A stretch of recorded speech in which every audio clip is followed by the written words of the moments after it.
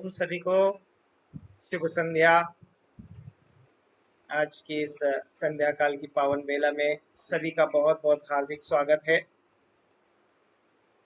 आइए प्रार्थना के साथ आज के सत्र की हम शुरुआत करते हैं।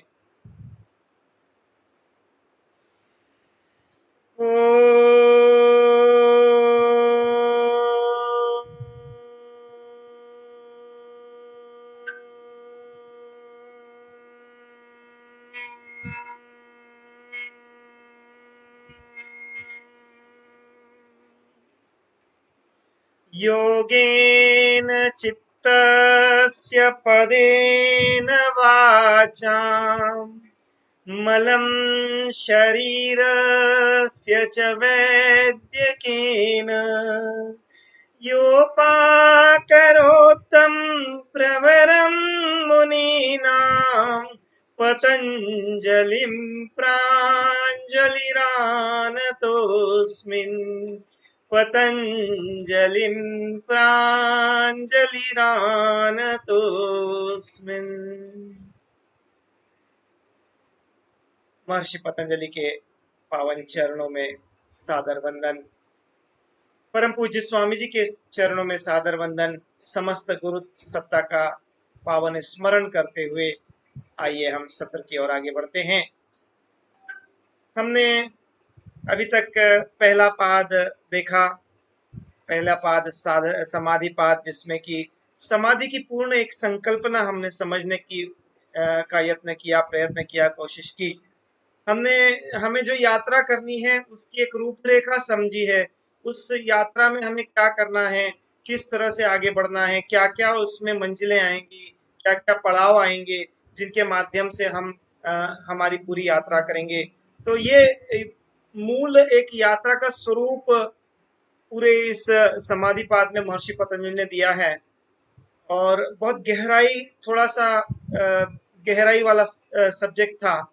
लेकिन अब हम आगे बढ़ रहे हैं साधन पाद में, जो कि मूल रूप से हमें क्रियात्मक पक्ष के बारे में ज्यादा बताता है और इसलिए थोड़ा सा ज्यादा इंटरेस्टिंग है, ज्यादा रुचिकर लगता है, क्योंकि इसमें हमें कुछ करने को मिलता है। तो स्वाभाविक रूप से जब हम उसमें कुछ कर्म करने में प्रवृत्त होते हैं, कुछ एक्शन हमको जब देखने को मिलता है, तो फिर वो ज्यादा हमें पसंद आता है। तो हमने देखा पहले पाद में मूल रूप से जो था आपका जो व्यक्ति थोड़ा सा अच्छे स्तर पर पहुंच गया है अपनी चेतना के, अर्थात जब हमने चित्त की 5 भूमियां देखी थी, तो उसमें जो एकाग्र और निरुद्ध के समीप जो पहुंच गए थे, एकाग्र वाली स्थिति के जब समीप पहुंच गए थे, तब ही अभ्यास वैराग्य हमारा प्रगाढ़ हो सकता था, ईश्वर प्रणिधान हमारा प्रगाढ़ हो सकता था। लेकिन जो व्यक्ति साधारणतः योग की शुरुआत कर रहा है, एक योग जिसने अभी तक ज्यादा कुछ उसमें प्रगति नहीं की, एक संकल्पना मात्र मन में जागृत हुई है और उसको इस योग की यात्रा को उसकी शुरुआत करना है, तो उसकी जो एक विक्षिप्त चित्त अवस्था है, उससे उसने अपनी यात्रा शुरू करनी है। तो जब वो यात्रा शुरू करेगा तो उसको किस तरह से करना है, ये साधन पाद में हमें पूरी एक संकल्पना मिल रही है कि किस तरह से आपको यात्रा करना है। और अष्टांग योग उसमें एक बहुत बड़ी संकल्पना है, एक बहुत बड़ा मार्ग है, जिसके जरिए हम इस पूरी यात्रा को एक मूर्त रूप देते हैं। तो इस क्रम में जो पहला ही सूत्र है वो महर्षि पतंजलि ने कहा है क्रिया योग है। तो ये क्रियात्मक पक्ष की ओर हम बढ़ रहे हैं। अभी तक हमने एक आध्यात्मिक पक्ष ज्यादा समझा, एक मानसिक स्तर पर जो परिवर्तन होना था उस चीज को हमने ज्यादा बारीकी से पढ़ा है, ज्यादा बारीकी से समझने की कोशिश की है। तो ये जो पहला सूत्र है दूसरे पाद का, वो कहता है तपः स्वाध्याय ईश्वर प्रणिधानानि क्रिया योगः।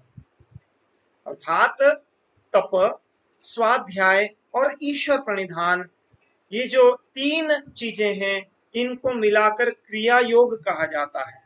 अब क्रिया योग मतलब क्या हो गया? क्रिया अर्थात जहां पर हम कर्म करने में प्रवृत्त हो रहे हैं, जहां क्रियाशीलता है, जहां एक्टिवनेस है, जहां हम कुछ एक्ट कर रहे हैं, और उसको भी योग कहा गया है। मतलब ये क्रिया योग है। तो योग के मार्ग में जो क्रिया हम कर रहे हैं, योग को की प्राप्ति के लिए जो क्रिया कर रहे हैं, उस क्रिया की संकल्पना इस सूत्र में बहुत ही सुंदर सूत्र है। और इसमें आप देखने जाएं तो आपको कर्मयोग, ज्ञान योग और भक्ति योग, ये तीनों का समन्वय इस सूत्र में मिलता है। जो तप है वो पूरी की पूरी प्रक्रिया आपकी क्रिया जो है कर्म के संबंध में है, स्वाध्याय है वो ज्ञान के संबंध में है, और ईश्वर प्रणिधान जो है वो आपका भक्ति योग से संबंधित रखता है। तो ये जो महर्षि पतंजलि के सूत्र हैं, इसमें सारी की सारी योग की प्रणालियां समन्वित हैं, सारी की सारी योग की प्रणालियां उसमें इनकॉर्पोरेटेड हैं, उसके अंदर जुड़ी हुई हैं। तो हम न भक्ति को अलग कर सकते हैं, न कर्म को अलग कर सकते हैं, न ज्ञान को अलग कर सकते हैं। कल भी हमने ये चीज को देखा था कि इस मार्ग पर हमें चलना है तो केवल करके कुछ भी नहीं चलेगा। आपको सब चीजों का समन्वय करके, सब चीजों को जोड़कर और फिर इस मार्ग पर आपको आगे बढ़ना होगा। तो इस सूत्र में, ये बहुत ही सुंदर सूत्र है, और इस सूत्र को अगर आपने जीवन में उतार लिया तो भी आपके भीतर एक जबरदस्त रूपांतरण शुरू हो जाएगा। तपः स्वाध्याय ईश्वर प्रणिधानानि क्रिया योग। तप, स्वाध्याय और ईश्वर प्रणिधान, ये तीन इसके मुख्य पहलू हैं। तप क्या है? अब हम बढ़ते हैं तप की ओर। तो तप क्या है? तो कहते हैं तपो द्वंद्व सहनम, अर्थात जब विपरीत परिस्थितियां आती हैं उसमें भी अपने कर्म को हम प्रविष्ट होकर निरंतरता के साथ बिना किसी ऑप्शन दिए करते जाते हैं, तो इसको हम तप कह सकते हैं। या दूसरे शब्दों में कहें तो विपरीत परिस्थितियां क्या हुई? तो ये विपरीत परिस्थितियां जैसे आपकी ठंड गर्मी हो गई, फिर बरसात हो गई, तो एक तो मौसम के संबंधित हो गई, एक आपके शरीर की स्थिति हो गई, फिर जैसे भूख भूख हुई, भूख प्यास हो गई, सुख दुख हो गए, फिर ऐसे ही आपकी मानसिक जो स्थिति है उससे संबंधित हो गई, जैसे आपकी हार जीत है या फिर मान सम्मान है। तो ये सारी चीजों का एक समन्वय बिठाकर, विपरीत परिस्थितियां हैं फिर भी आपने जो उद्दिष्ट लिया है उसको आप निरंतरता के साथ कर रहे हैं। वही फिर एक बार मैं स्वामी जी का एक जो स्वामी जी अक्सर बोलते हैं वो रिपीट करना चाहूंगा। स्वामी जी क्या कहते हैं कि हम जो करते हैं उसको इच्छा नहीं होने पर भी हमको करना है, अच्छी चीजों को इच्छा नहीं होने पर भी करना है, और बुरी चीज प्रबल इच्छा हो तो भी हमको नहीं करना है। स्वामी जी अक्सर कहते हैं संकल्प हमारा दृढ़ होना चाहिए। जो बहुत सारी चीजें हमारे सामने ऐसी आएंगी कि हमारी इच्छा नहीं होगी उसको करने की, लेकिन वो अच्छी चीज है तो हमको फिर भी उसको निरंतरता के साथ करना है। अखंड प्रचंड पुरुषार्थ और विकल्प रहित संकल्प, ये सूत्र स्वामी जी का जो दिया हुआ है। तो अखंड प्रचंड पुरुषार्थ, ये जो है ये तप की पूरी संकल्पना यहाँ पर व्यक्त करता है। अखंड प्रचंड पुरुषार्थ, जो पुरुषार्थ है उसकी पराकाष्ठा हमें करनी है, उसमें कोई भी एग्जेम्पशन नहीं, 100 नहीं, 200%, 500%, मतलब उसकी पूरी पराकाष्ठा, कोई उसमें एक रंच मात्र भी उसमें छूट नहीं। तो हम जो भी कार्य कर रहे हैं, हमारा जो भी उद्दिष्ट है, उसमें एक क्षण भी हमें निम्न स्तर पर नहीं जाना है। तो तप हमारा जो है वो मूल रूप से तीन चीजों का आपका तप बहुत महत्वपूर्ण है। आहार का, वाणी का और मन का, ये तीनों चीजों के तप आपको चाहिए। मात्र कुछ लोग तप क्या समझते हैं, गुफा कंदर में जाके बैठ गए, वहां पर एकांत लगा लिया और उसी को तप समझते हैं। तो तप वो नहीं है। और यहाँ तो मैं और थोड़ा सा इसमें जोड़ना चाहूंगा कि तप जो है उसमें हम अक्सर हमारे आदर्श एक स्थापित करते हैं। हमारा व्यवहार किस तरह से होना चाहिए, हमारे कर्म किस तरह होना चाहिए। हम किसी न किसी एक पुरुष, महापुरुष को या कोई एक व्यक्ति को अपना आदर्श मानते हैं जीवन में। तो उस आदर्श को जब हम स्थापित करते हैं, तो क्या हमारे कर्म उस आदर्श के अनुकूल हो रहे हैं कि नहीं हो रहे हैं।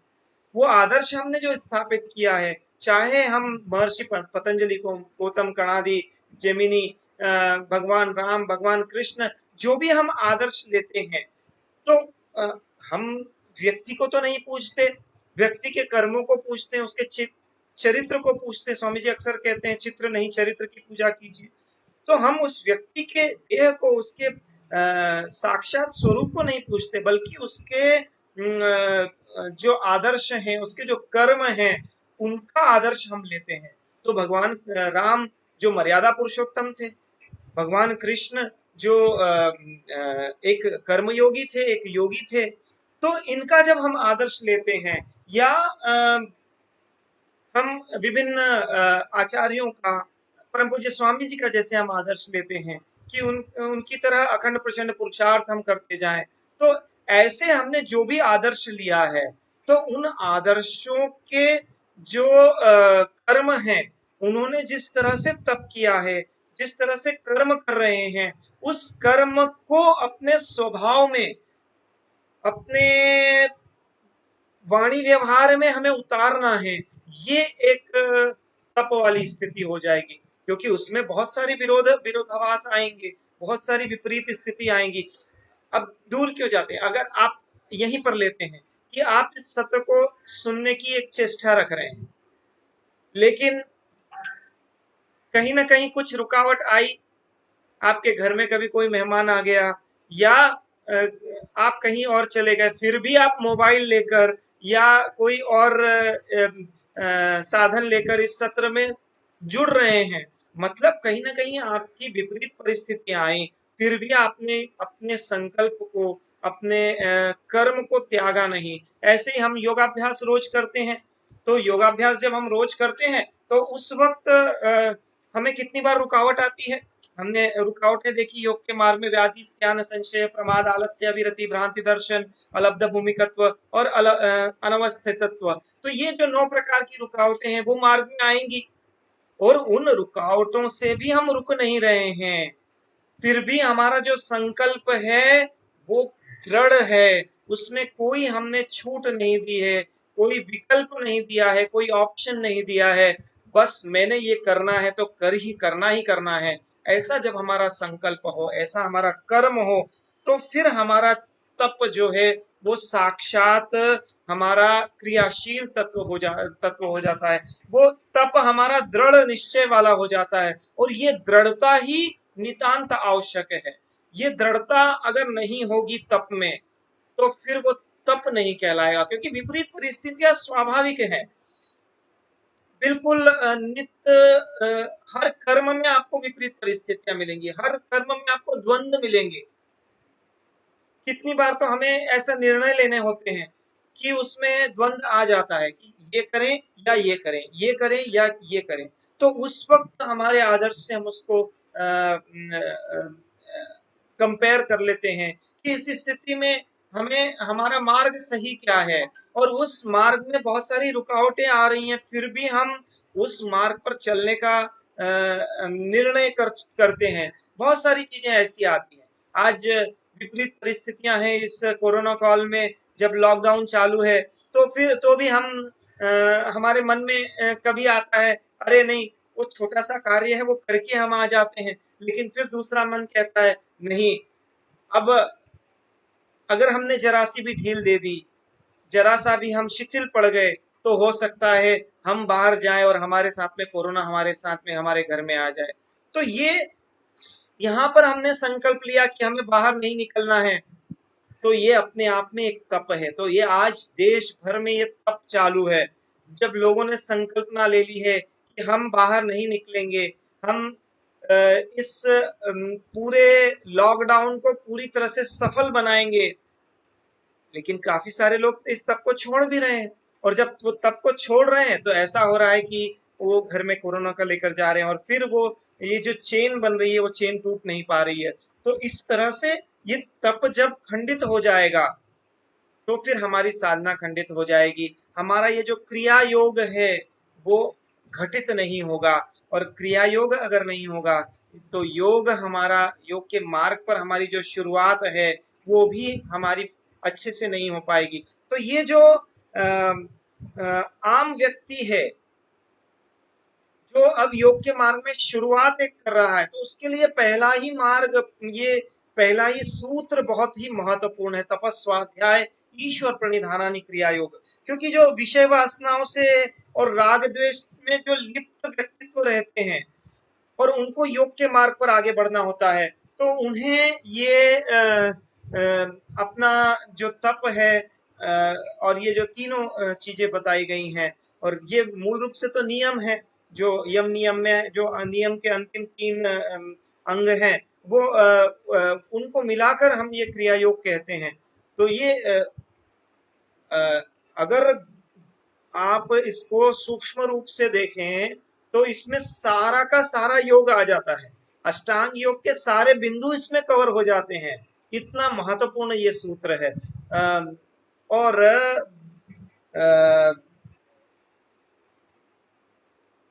इसका जो एक क्रियात्मक पक्ष है उसको हम एक्टिवली और पूरे समर्पण के साथ जब करेंगे तब ही हम इसमें सफल हो पाएंगे। तो संकल्प, इसका मूल कहाँ है? मूल आपका दृढ़ संकल्प में है। तप का जो मूल आधार है वो है आपका संकल्प, और अच्छे संकल्प के साथ जब हम इस कार्य को निरंतरता के साथ करेंगे तो आपका तप जो है वो फलीभूत होगा।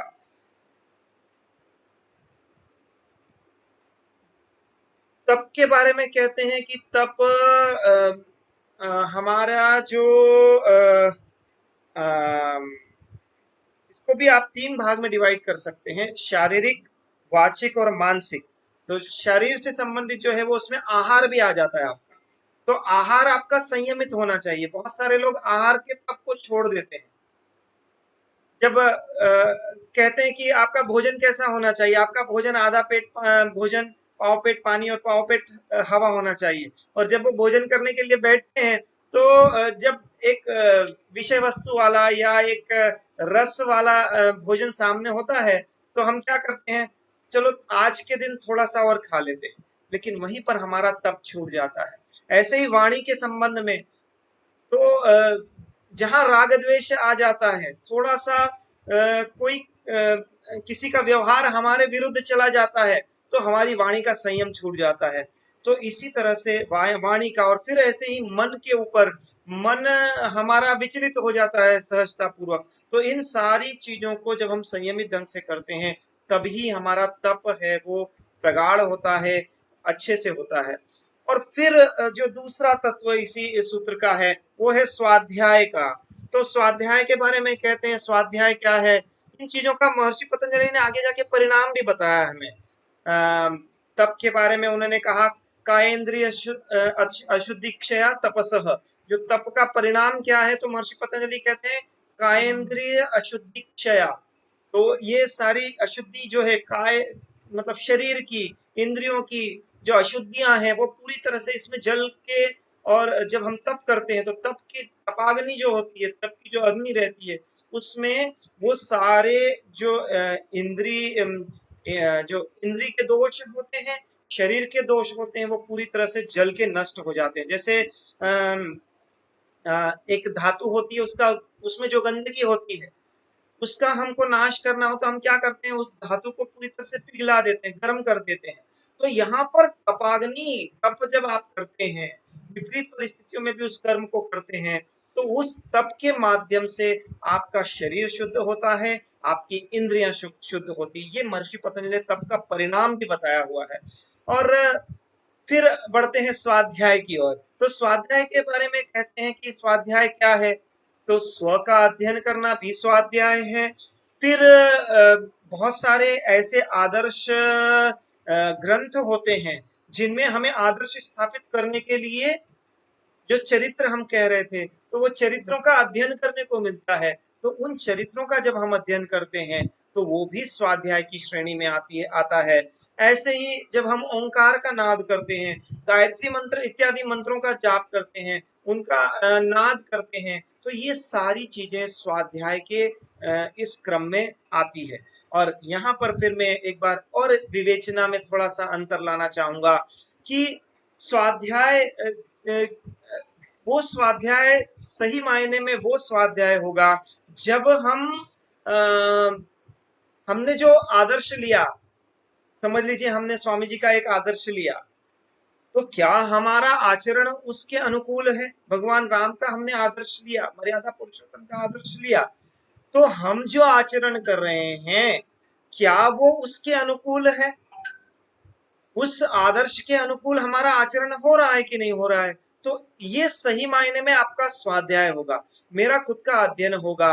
कैसे कि क्या मैं जो कर्म कर रहा हूं वो उस आदर्श के अनुकूल हुआ कि नहीं हुआ। स्वामी जी आज 16 से 18 घंटा रोज तप करते हैं, तो अगर मैं उनको आदर्श लेता हूं तो क्या मैं उसी तरह तप कर रहा हूं?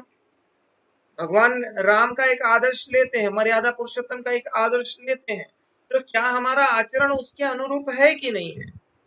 हम जो भी कर्म कर रहे हैं उसको हमारे उस कर्म को हमें कंपेयर करना है कि वो आदर्श के अनुकूल है कि नहीं है, तब हमारा स्वाध्याय एक सही मायने में स्वाध्याय हो पाएगा।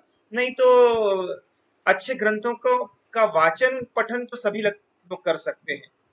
आजकल तो इंटरनेट के ऊपर बहुत सारे ग्रंथ अवेलेबल हैं, बहुत सारा मैटर अवेलेबल है, लेकिन हम उसको भले ही पढ़ लें लेकिन उसको आत्मसात नहीं करें, उसको अपने आचरण में, व्यवहार में, कर्म में उतारेंगे नहीं, तो फिर वो स्वाध्याय हमारा अधूरा रह जाएगा, वो तप हमारा अधूरा अधूरा रह जाएगा, और फिर सफलता हमें योग के मार्ग में सहज प्राप्त नहीं हो पाएगी। तो ये शुरुआत जब हम करें तो ये मूल सूत्र महर्षि पतंजलि ने हमें दिया हुआ है। फिर स्वाध्याय के बाद में अगला तत्व है, वो है ईश्वर प्रणिधान का। तो ईश्वर प्रणिधान क्या है? अर्थात हम जो कर्म कर रहे हैं, तो मैंने कहा ये आपका कर्मयोग हो गया, और यहाँ पर स्वाध्याय में आपका ज्ञान योग हो गया। तो ज्ञान के माध्यम से आप सब चीजों को एक तराजू में रख के तोलेंगे कि ये सही है कि नहीं, ये आपका स्वाध्याय हो गया। और फिर ईश्वर प्रणिधान जो है वो आपका भक्ति योग का एक तत्व हो गया। मतलब ये हुआ कि हम जो भी कर्म कर रहे हैं उसको निष्काम भाव से, अलिप्त भाव से, एक समर्पण के भाव से ईश्वर के प्रति अर्पित करते हुए उस कार्य को हम करते जाएं, तभी वो ईश्वर प्रणिधान की संकल्पना में बैठेगा। बहुत सारे कर्म हमारे ऐसे होते हैं, अक्सर मैं इसमें एक दृष्टांत देता हूं कि मैथमेटिक्स में एक शब्द होता है समेशन।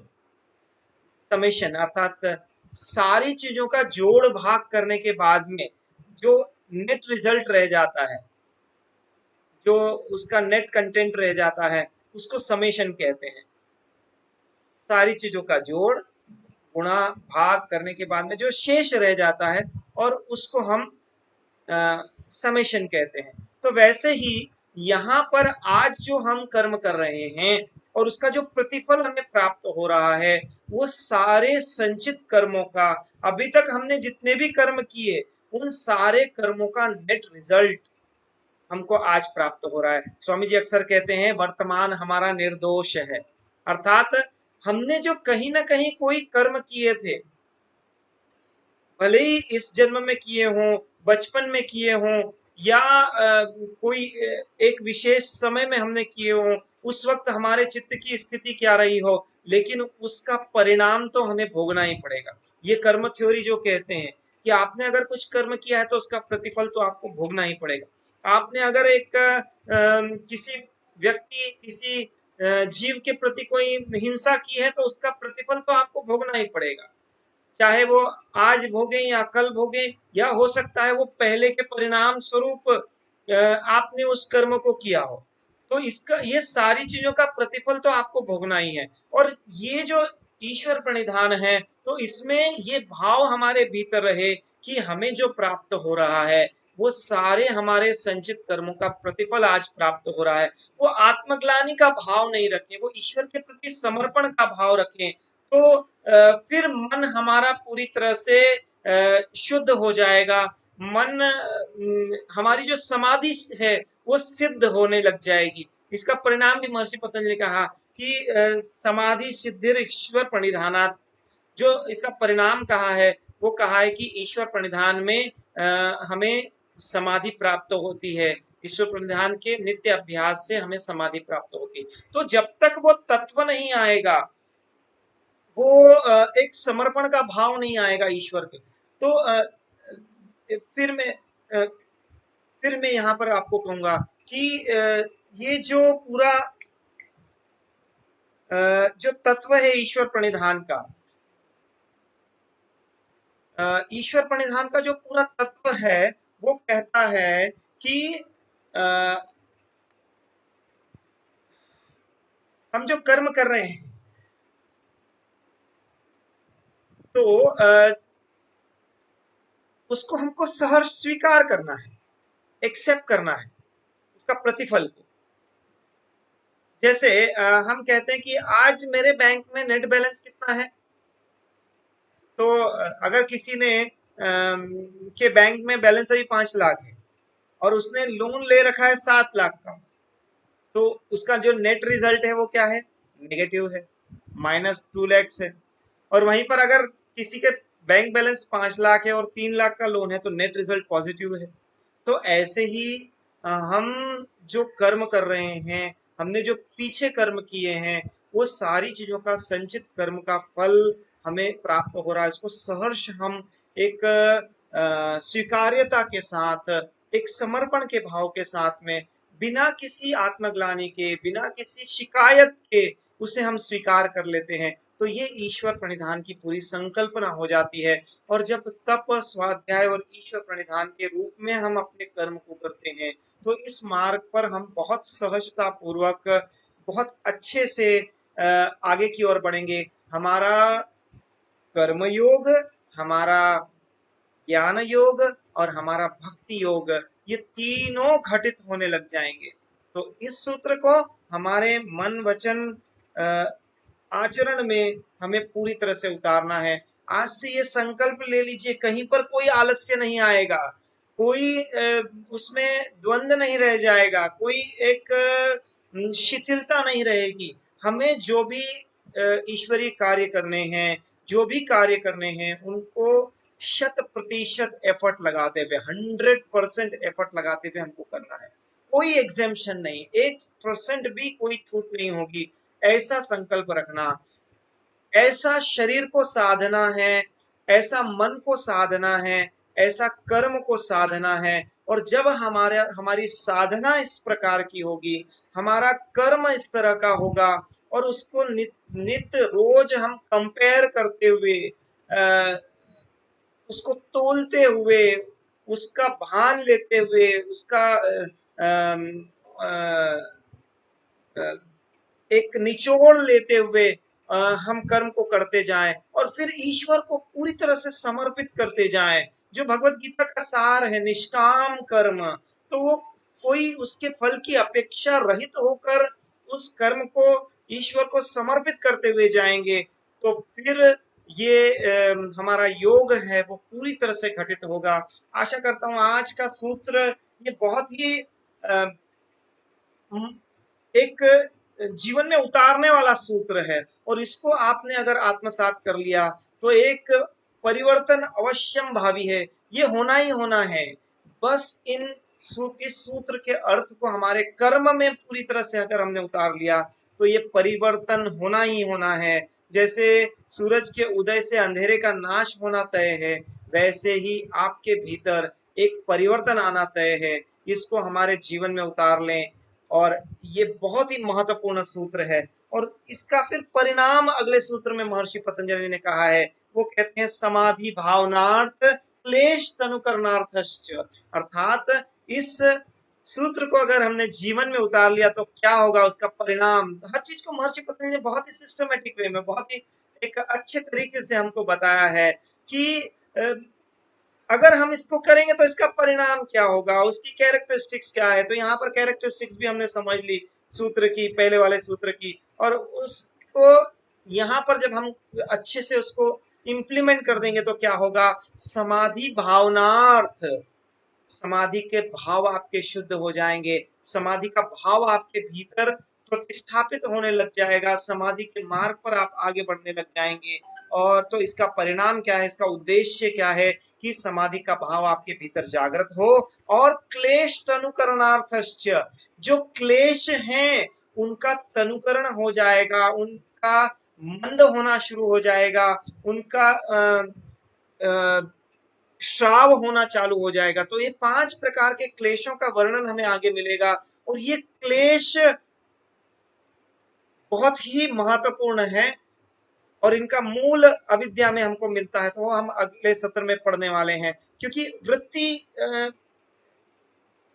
हमने जो पढ़ा, जो मूल पढ़ा, जो पहले अंग में, पहले पाद में योगश्चित्त वृत्ति निरोध, और ये जो सारी जो वृत्तियां हैं वो क्लेश के रूप में हमें ज्यादा परेशान करती हैं।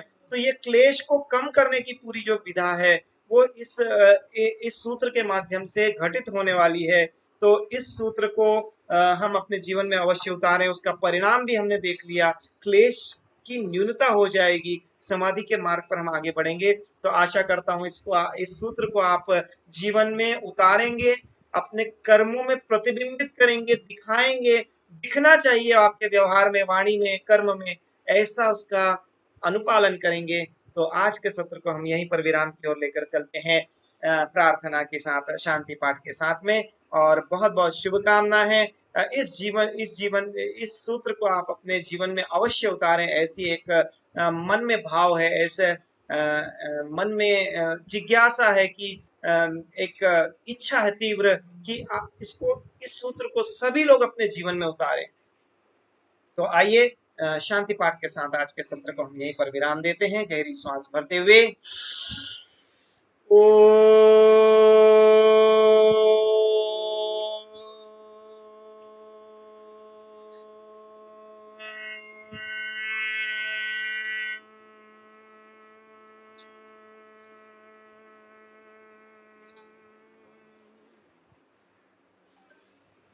ओम द्यौ शांति अंतरिक्षं शांतिः, पृथिवी शांतिरापः शांतिरोषधयः शांतिः, वनस्पतयः शांति, विश्वे देवाः शांतिः, सर्वं शांतिः शांतिरेव शांतिः, सामा शांतिरेधि। ओम शांति शांति शांति। सभी को नमन, शुभ संध्या। सभी का की संध्या में, संध्या काल की बेला में ये बेला सभी को शुभ हो। ओम।